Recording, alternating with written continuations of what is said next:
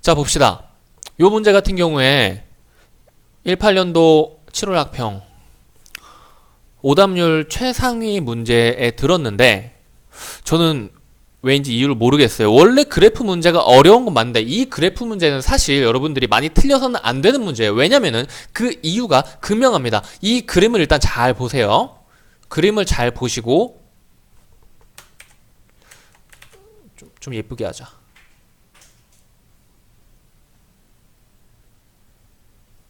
그대로 보기로 내려오세요. 이 두 그래프의 개형에 차이가 없습니다. 아시겠죠? 자, T점 써볼게요. 그리고 UT, T점에서 아래로 내린 수선의 발인가요? 아무튼 간에 아래로 내린 선의 UT죠. 10 아래다가 UT 써볼게요. 그리고 이 F 직선과 만나는 점 O 옆에다가 VA 써볼게요. 그리고 U1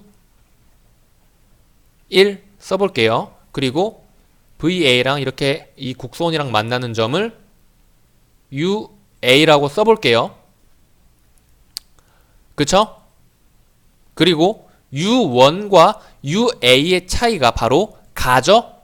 그리고 0과 UT의 차이가 다죠? UT랑 UA의 차이가 나죠? 지금 가나다, U1, UT, UA, T점, VA까지 전부 다 아래로 그대로 복붙했습니다. 그쵸? 완벽하게 똑같은 그래프예요. 길이에서 조금 차이가 있을지 모르더라도 완벽하게 똑같은 그래프라는 것이 무엇이냐면 요 선지의 내용은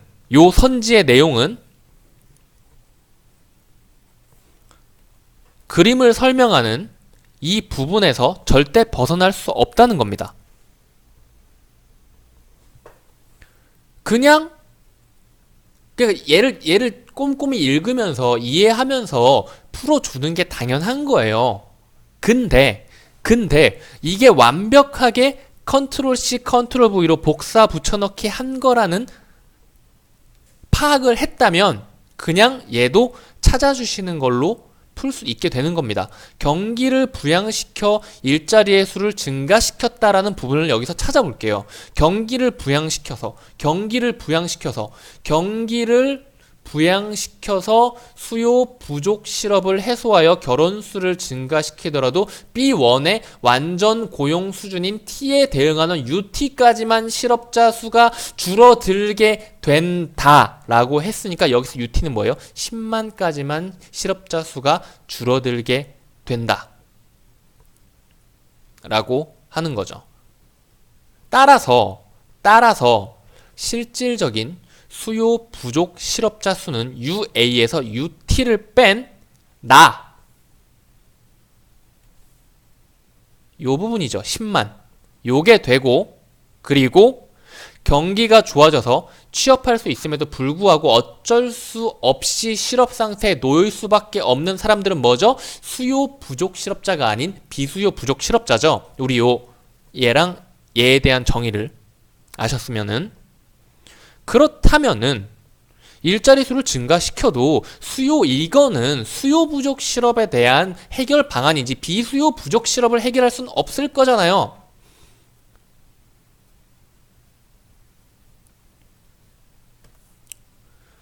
그래서 수요 부족 실업을 해소하는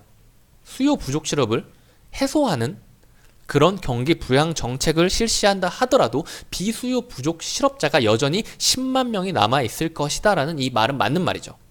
2번 땡땡 지역의 실질적인 수요 부족 실업자 수는 현재의 실업자 수에서 결혼 수를 뺀 것이므로 15만 명이다. 실질적인 수요 부족 실업자 수라는 단어를 찾으면 됩니다. 실질적인 수요 부족 실업자 수가 뭘까요?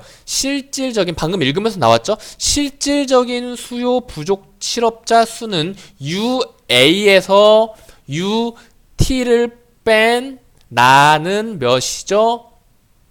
10만 명이 되는데 15만 명이라고 했으니까 땡. 이렇게 답 찾고 넘어가시면 됐습니다. 굳이 이 그래프 설명을 드려야 될 필요는 없겠죠. 왜냐면 얘는 안 나올 거예요. 뭐 연계되는 애도 아니고 그냥 학평에서 야, 얘 좀 어려워 보이는데 이것 좀 내볼까? 애들 좀 피 좀 토하게 해볼까? 이러면서 낸 거지. 그런데도 불구하고 야, 이거 너무 어려울 테니까 응용시키지 말고 그냥 여기 써져 있는 글 잘 읽고 그림에 잘 맞춰가지고 읽을 수 있냐만 판단을 해보자. 그리고 똑같은 그림 줘가지고 이 내용 그대로 가져와가지고 풀 수 있는지 한번 확인해 볼까라고 했는데 학생들 너무 어렵게 응용이라고 생각해가지고 틀린 그런 케이스죠. 사실 문제를 잘 낸 건 아니에요. 그러니까 잘 낸 게 아니죠. 왜냐면은 보기 문제, 3점 문제 같은 경우에는 지문 내용을 잘 적용하고 응용해가지고 풀 수 있는지를 파악하는 게 주 목적일 텐데, 주 목적일진데 얘는 그냥 지문을 복잡한 설명을 넣어서 어렵게 낸 후에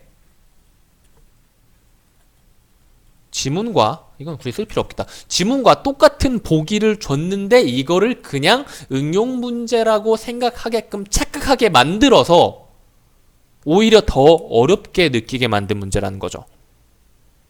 그러니까 뭐 원리를 이해하고 이런 게 아니에요. 그냥 지문을 시간 들여가지고 꼼꼼히 읽어가지고 이해한 다음에 이거 그대로 갖다가 때려 박을 테니까 찾아가지고 맞춰봐 라고 한 문제인 거죠.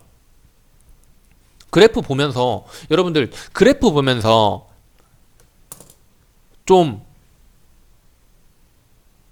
그러니까 이 지문과 문제를 통해 가지고 그걸 느꼈어야죠. 그래프 보면서 제일 중요한 게 그러니까 보기의 그래프와 지문에 나온 그래프를 보면서 어떻게 다른지를 처음에 살짝 체크를 하고 들어갔어야 돼요. 요런 거는 사실 시간 들이는 게 아니죠. 한 1, 2초면 되는 거잖아요. 보면서 씨 생긴 게 다르네? 씨 생긴 게 같네?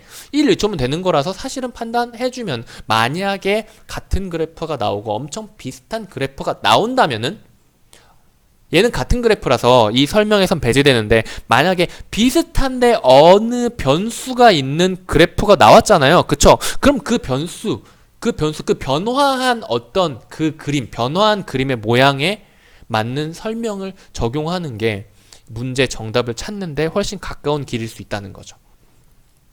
이거는 굳이 그러니까 제가 아까 뭐 지문을 이걸 꼼꼼히 읽으면서 설명해 드리겠다라고 말을 했지만은 사실은 꼼꼼하게 읽을 필요가 없는 내용인 겁니다. 꼼꼼하게 읽어가지고 푸는 강의도 있겠지만은 사실 그거는 실전에서는 그렇게 적합하지 않아요.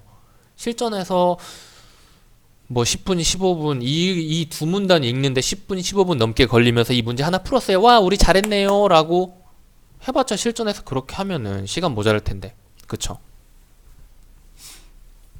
그러니까 요런 애도 있다는 거예요. 보기랑 지문에 그림이 나왔을 때 처음에 판단해 주셔야 되는 거는 얘네가 비슷하게 생겼는데 어떤 부분에서 차이가 있을까를 먼저 생각을 해주셔야 된다는 겁니다. 그리고 나서 그림 설명을 지문에서 잘 읽으셔야 돼요. 아시겠죠? 여기까지 할게요.